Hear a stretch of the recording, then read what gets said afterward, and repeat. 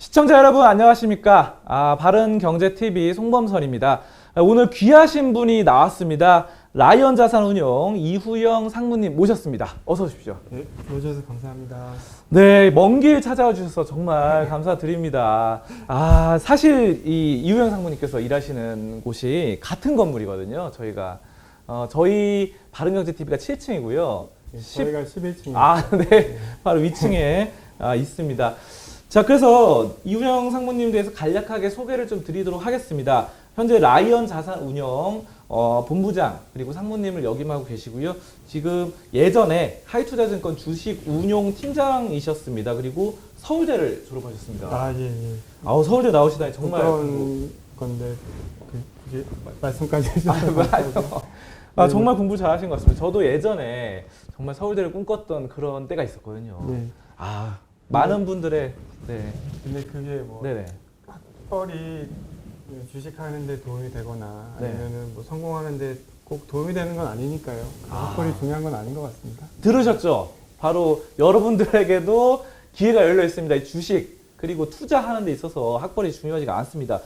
여러분들 아무튼 이 많은 분들이 꿈꾸시는 서울대 졸업하신 분이 어떻게 운영하는지 주식 이야기 또 이 부동산 이야기, 파생상품 이야기 오늘 들어보도록 하겠습니다. 주식 이야기부터 시작해 보도록 하겠습니다. 2021년 들어서 3,000포인트를 돌파하지 않았습니까? 네. 네, 앞으로 이 주식시장 예측 어떻게 하십니까? 일단 3,000포인트를 돌파하게 된 배경부터 좀 설명을 드려야 될 것 같고요. 그럼 그 배경이 향후에도 이제 이어질지를 말씀을 드리면 조금 이제 설득력 있게 들으실 수 있을 것 같아서 일단 배경부터 말씀을 드리겠습니다. 일단 배경은 크게 두 가지 정도로 생각을 해볼 수 있고요. 일단 첫 번째는 정부 정책입니다. 그리고 두 번째는 지금 많이들 체감하고 계시는 산업 환경의 변화가 있을 수 있고요. 그래서 그 중에 정부 정책을 먼저 좀 상세히 말씀을 드리면 정부 정책은 크게 이제 통화 정책과 재정 정책으로 나눌 수 있고요. 통화 정책은 2008년 금융위기 때 이제 유동성 위기가 왔었기 때문에 그 위기를 막기 위해서 미국 연준부터 시작해서 각국 중앙은행들이 풀었던 금리 인하, 그 다음에 자산 매입 프로그램들이 있고요. 그 통화 정책을 바탕으로 작년 초까지 코로나 터기 전까지는 계속 지속이 되어 왔고, 계속 금융 위기가 있을 때마다 각국 중앙은행들은 이제 통화 정책을 늘리는 형태의 이제 경기 부양책을 많이 썼고요. 네. 그럼에도 불구하고 연준이 관리하는 실업률이나 인플레이션율이 도달을 못했기 때문에 이제 그거에 대한 고민이 있었고, 그 코로나가 터지자마자 모든 나라들이 약속이나 한 듯이 당연히 이제 통화 정책을 더 강화하면서 재정 정책을 쓰기 시작했습니다. 네. 그 재정 정책 같은 경우에는 실질적으로 개인들의 소비에 직접 도움이 되는 정책이고요. 네. 그 재정 정책들은 결국 소비로 이어질 수 있기 때문에 소비의 증가는 기업 실적의 향상, 그다음에 투자의 증가, 고용의 증가, 다시 소비 향상 이런 경기의 선순환을 갖고 올 수 있는 가장 직접적인 마중물입니다. 그렇기 때문에 이 어떤 두 가지 측면에서는 이제 그 재정 정책이나 통화 정책이 유동성 측면에서 많은 도움이 됐고요. 또 다른 한 가지 정부 정책으로는 우리나라의 경우에는 일자리 증가를 위한 정책들을 많이 썼죠. 네. 그 중에 많은 부분이 이제 벤처 회사들을 육성하는 부분에 들어가 있고, 그래서 벤처 캐피탈을 통해서 정부에서 매칭 펀드나 이런 걸 통해서 벤처에 자금을 많이 대고, 특히 대기업에 1조를 주는 거랑 벤처 기업에 1조를 투자하는 거랑은 고용 창출 효과가 굉장히 다르기 때문에 기존에는 대기업 지원책 위주로 정책을 펼쳤다면 지금은 직접적인 창업, 그리고 향후에 우리나라에서도 테슬라 같은 기업이나 아니면 구글, 아마존 같은 기업이 나올 수 있는 그런 창업 환경들을 만들어주고, 그를 통해서 고용률과 소득을 느껴주는 효과를 노리고 이제 그런 정책들을 정부에서 써오고 있고요. 두 번째로는 산업 환경의 변화입니다. 지금 많이 체감하시는 건데 이제 온라인 통한 주문이 많이 늘어났잖아요. 모바일 통해서도 코로나 때문에 이제 어디 못 가시기 때문에 집에서도 많이 시켜 드시고, 많은 부분들을 뭐 이길 배송이나 이런 걸 통해서 직접 주문해서 마트에 가지 않고 사고 계시고, 그리고 또 여러 가지 환경 규제 때문에 이제 내연기관차들이 전기차로 바뀐다거나 이런 변화들이 일어나고 있는데, 그런 변화들 역시 지수를 상승시키는 가장 큰 요인들이었고요. 그리고 이런 지수나 자산 가격의 상승이 결국에는 웨스트 이펙트라 그래서 개인의 소비 성향을 증가시킵니다. 내가 갖고 있는 집 또는 내가 갖고 있는 주식이 얼마가 올랐으면 그만큼을 내 소득으로 생각을 하고 나는 그만큼 여유가 있기 때문에 예전에는 월급을 받아서 그중에 일정 부분 뭐 10% 20% 저축을 했다면 그 부분에 저축을 조금 더 빼고 소비를 해도 나는 여기 내가 갖고 있는 자산이 늘어났기 때문에 소비가 증대되는 효과가 있어요. 그래서 정부가 정책을 쓴 통화정책, 재정정책, 그 다음에 내가 일자리가 생김으로써 받을 수 있었던 것 외에 또 자산가격 상승이 또 소비를 진작시키는 효과가 있기 때문에 이런 것들이 결국에는 지금의 3,000포인트라는 지수를 만들어낸 것 같고요. 아직 많은 전문가들이 그리고 많은 애널리스트들이 이제 예상을 하고 있지만 밸류에이션에 대한 부담을 얘기하지 그런 경제 상황이 안 좋을 거다 아니면 그런 기업들이 잘못될 거다 이런 얘기들은 안 하고 있거든요. 그래서 그 얘기는 이런 지수를 상승시켰던 원인들이 앞으로도 계속 지속될 수 있고 그래서 그 부분에 대해서는 아직도 유효하다. 그리고 그런 기업들 특히 이제 산업 환경의 변화에 따른 기업들은 예전에는 굉장히 작은 벤처 기업이었다면 지금은 네이버나 카카오처럼 굉장히 시총이 커져 있고 그리고 그런 기업 안에 예전엔 전통적이었던 삼성전자나 현대차도 지금 그런 산업의 변화의 흐름을 타고 있기 때문에 그런 대형주 위주의 펀더멘탈에 견고하게 유지되는 건 유지가 될 수 있고 그래서 지수의 상승을 이끌 수 있다고 생각을 합니다. 네. 정책적인 부분에 대해서 많이 말씀해 주셨는데 요즘 보니까 양적 완화 있잖아요. 그 부분이 새롭게 뭔가 또 말이 나오는 게 테이퍼링 예전에 2008년도 있잖아요. 그게 이제 다시 한번 또 될 수 있다 뭐 이런 말이 나오더라고요. 정말 한 10년 만에 듣는 용어죠. 아무튼 뭐 그렇습니다. 그리고 정책적인 부분이 그런 것 같고요.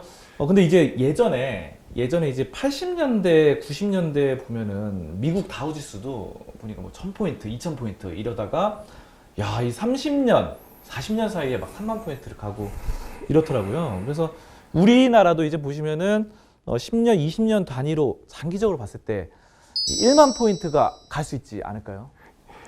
지금 이 3,300포인트 정도. 네. 그 말씀하신 이제 3,300포인트에서 1만 포인트를 가려면 일단 크게 두 가지로 좀 나눠서 생각을 해보면 좋을 것 같아요. 일단 첫 번째로는 기업들의 이익 레벨이 그만큼 올라올 거냐가 첫 번째일 거고 그러면 그런 이익의 배수로 곱해지는 밸류에이션이 올라올 수 있는 가능성이 있느냐 이제 이 두 가지 측면에서 생각을 좀 해볼 수 있을 것 같고요. 지금 앞서 말씀드린 것처럼 뭐 삼성전자나 현대차까지도 이제 새로운 트렌드에 올라타서 이익이 증가될 수 있는 전망들이 나오고 있고 그리고 다른 인터넷 기업들 그다음에 언택트 기업들은 실질적으로 지금 실적이 계속 올라오고 있는데 시총이 엄청나게 커졌어요. 그리고 그런 추세가 코로나가 끝난다고 해서 이게 바뀔 거라고 생각은 안 하고요. 그래서 그런 추세들은 계속 유지되는 가운데 이익의 레벨은 계속 올라올 수 있다. 근데 이제 그게 10,000포인트를 가기 위해서 충분하냐 이거는 좀 따져봐야 되는 이슈인 것 같고요. 그리고 두 번째로는 이제 그런 이익에 따라서 그럼 그 회사들이 얼마의 밸류에이션을 받으면 그게 결국엔 우리나라 코스피 지수 또는 시가총액에 반영이 되는 건데 그럼 밸류에이션이 과연 합당하냐 이 부분에 대해서 이제 얘기를 드리면 사실 이 밸류에이션 부분이 계속 논란이 있죠.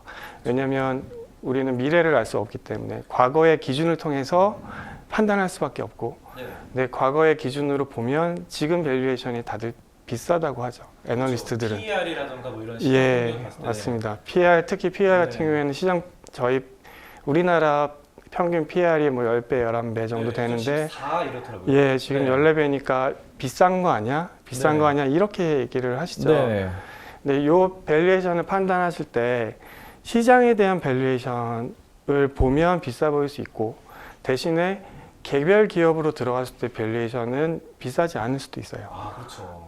근데 결국에 시장이라는 거는 개별 기업의 밸류에이션의 합 플러스 그 시장이 가지고 있는 리스크나 이런 걸 통해서 밸류에이션이 프리미엄이 있냐 없냐를 따지는데 네. 사실 우리나라 상황상 시장 밸류에이션이 올라간다는 정황은 없어요. 아. 왜냐하면 적어도 기업의 친화적인 정책들이 계속 나와야 되고 네. 아니면 적어도 뭐 남북 문제가 좀 해결이 된다든가 이런 지정학적 리스크가 좀 완화가 된다든가 그런 부분에 대해서는 아직 변화는 없기 때문에 네. 요거는 개별 기업에 대한 밸류에이션의 상향으로 봐야 되고 개별 기업만 들여다봤을 때 지금은 사실 예전보다는 이익에 대한 가치성을 시장에서 굉장히 많이 반영을 하고 있는 시기죠. 네. 그리고 그런 성장에 대한 확신을 많이 갖고 있고 그래서 개별 기업에 대한 밸류에이션이 비싸냐 싸냐에 대한 논란을 하면 그거는 사실 해외 기업들 중에 우리가 흔히 아는 뭐 아마존이나 구글이나 넷플릭스 이런 회사랑 비교했을 때 지금 비싸다고 할 수 있느냐 그렇게 따질 때는 그렇게 비싸지 않을 수 있다. 네, 그렇죠. 예, 그래서 시장에 대한 밸류에이션 상향 용의는 없지만 개별 기업에 대해서는 밸류에이션이 충분히 상향될 수도 있다. 그러면 결국에는 이익 레벨도 올라오고 밸류에이션도 올라가면 시장을 긍정적으로 볼 수 있는 요인은 굉장히 많이 있다라는 말씀을 드리고 싶고요. 그리고 사실 지금 상황 같은 상황이 유지만 돼도 네. 사실 인플레이션이 있으면 네. 지수는 자연적으로 올라갑니다. 아, 그렇죠. 예, 물가 왜냐하면 상승에 따라서. 그렇죠. 물가 네. 상승이라는 부분이 그냥 기업에서 단편적으로 말씀을 드리면 네. 제품 가격이 계속 올라가는 거고, 네. 그렇죠. 제품 가격이 올라가면 회사 매출이 늘어날 거고. 예전에 뭐 과자 100원 하던 거 예, 1000원 예, 팔고 계속 맞습니다. 올라가지 않습니까? 물가가. 그리고 이제 네. 과자는 라면도 그렇고.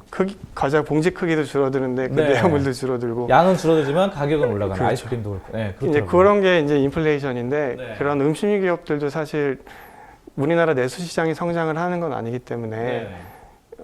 기업 이익이 기업의 매출이나 이익이 성장하면 사실 안 된다고 성장 안 하는 게 맞다고 생각이 들 수 있지만 네. 인플레이션 때문에 자연적으로 성장이 나오고 예를 들어 1년에 2%의 인플레이션 성장이 나오면 20년 뒤에는 저희 지수가 한 5,000포인트 정도는 네. 인플레이션만으로도 갈 수 있을 것 같아요. 아, 5,000포인트 간다. 이거 아니, 이해됩니까? 인플레이션으로 공식, 네. 20년 뒤에. 아, 인플레이션 예. 20년 뒤에. 네. 근데 거기에 이제 네. 우리 기업들이 정말 선전을 해주고 잘해줘서 이익 레벨이 올라가면 가능할 수 있지 않을까. 네. 근데 그렇게 말씀을 드리고 싶고요. 그러니까 그런 가능성이 있다라는 맞습니다. 부분을 말씀을 네. 드리지만 이제 실질적으로 투자 관점에서는 네. 이제 제가 생각하기에는 약간 보수적으로 보실 분도 부분도 있을 것 같아요. 네네. 근데 그 부분은 이제 좀 차차 또 말씀을 드리겠습니다. 아, 5,000포인트 말씀하셨는데, 이게 저희 방송에서는 뭐 5,000포인트 간다, 뭐 이런 거 많이 자극적으로 많이 쓰거든요. 예, 그래서 이거는 저희가 좀 생각을 해보도록 제가 하겠습니다. 말을 좀 잘못했네요. 아, 그리고 아까 말씀해 주셨던 게, 이제, 뭐, 고평가, 시장의 네, 네. 고평가 논란이, 저도 최근에 보니까 뭐 버핏 지수 이런 거 있잖아요. 네. 버핏 지수로 보니까 상당히 높더라고요.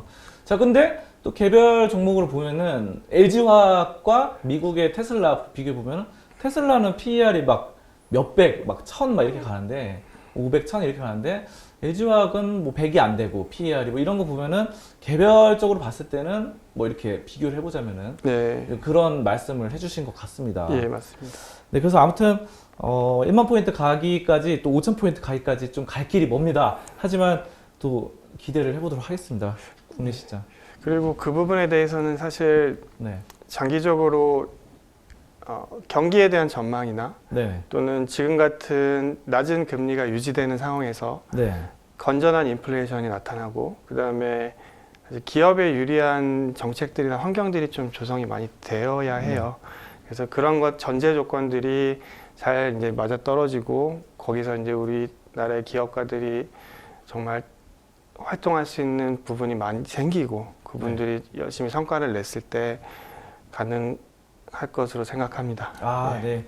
자, 그러면은 이제 2020년에 또 주가가 많이 올랐는데, 아, 이 안타까운 게 개인들 매수 기록을 딱딱 보니까 개미들이 얼마 전에 보니까 1위로 매수했던 게 뭐 인버스, 곱버스 이런 거 있잖아요.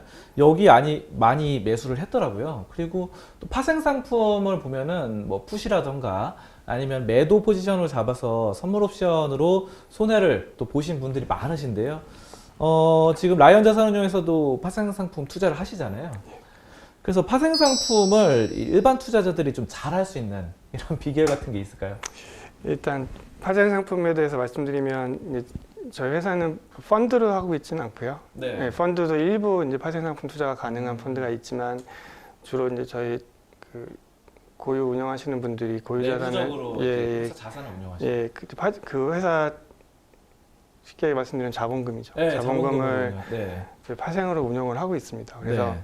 흔히들 이제 파생 상품하면 굉장히 위험한 거, 네. 그다음에 잘 모르겠는데 막 손실 네. 엄청나게 커질 수 있고 잘하면 네. 내가 빚쟁이가 되거나 패가망신도 할 수 있는 상품이라고 많이 생각을 하세요. 근데 실제로 실질적으로 미국에 있는 헤지 펀드들을 보면 네. 전체 투자 자산 중에 파생 상품 비중이 꽤 높습니다.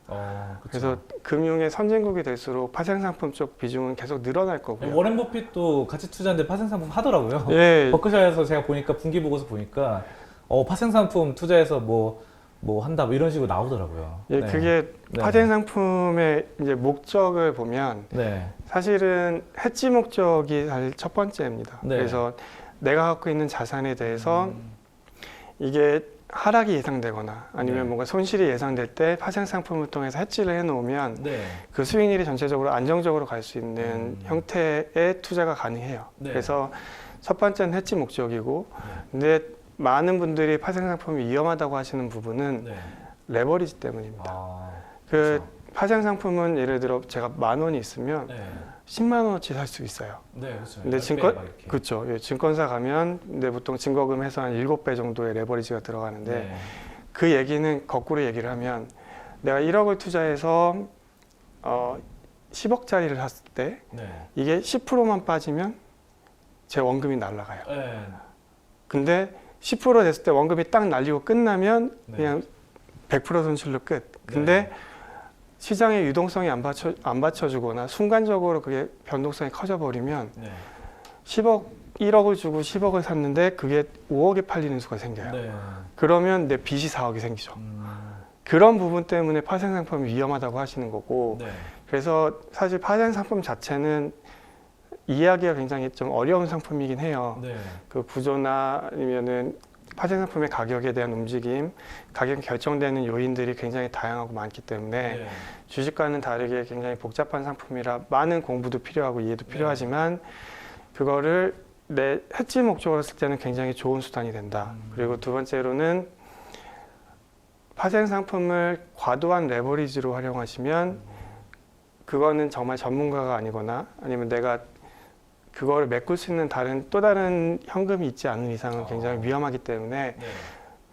제가 추천드리는 거는 사실 개인 투자분들도 파생 상품 중에 하실 수 있는 게 뭐 주가지수 선물 옵션도 있고 네. 그다음에 개별 주식 선물이 있어요. 네. 개별 주식 선물 같은 경우에는 개인 투자 하시는 분들도 가능하시고 네. 그래서 예를 들어 나는 뭐 지수는 더 안 갈 것 같아. 근데 나는 삼성전자는 갈 것 같아. 네. 그러면 삼성전자 주식을 사셔도 되지만 네. 조금 더 안전하게 할 수 있는 방법은 예를 들어 코스피 200 선물을 매도를 하시고 네. 삼성전자 지수 선물 아니 주가 개별 주식 선물을 매수를 하시는 거예요. 네. 그러면 시장은 안 가거나 빠지면 거기서 수익이 나고 네. 그리고 삼성전자가 올라가면 거기서 수익이 나고 네. 또는 삼성전자가 지수를 끌어올릴 때도 결국에는 전자에서 버는 게 지수에서 버는 것보다 조금 더 높게 만들어 놓으시면 네.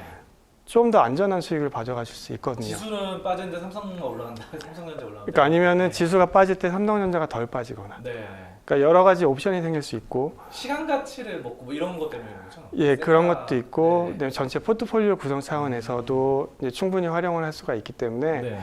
그래서 파생 상품에 대해서 일단 공부를 많이 하시고, 네. 그리고 이거에 대한 활용 방안을 좀 다양하게 고민을 하시면 지금 하시는 뭐 주식 투자를 조금 더 안전하고 또는 네. 고도화시켜서 하실 수 있는 저는 상품이라고 생각을 합니다.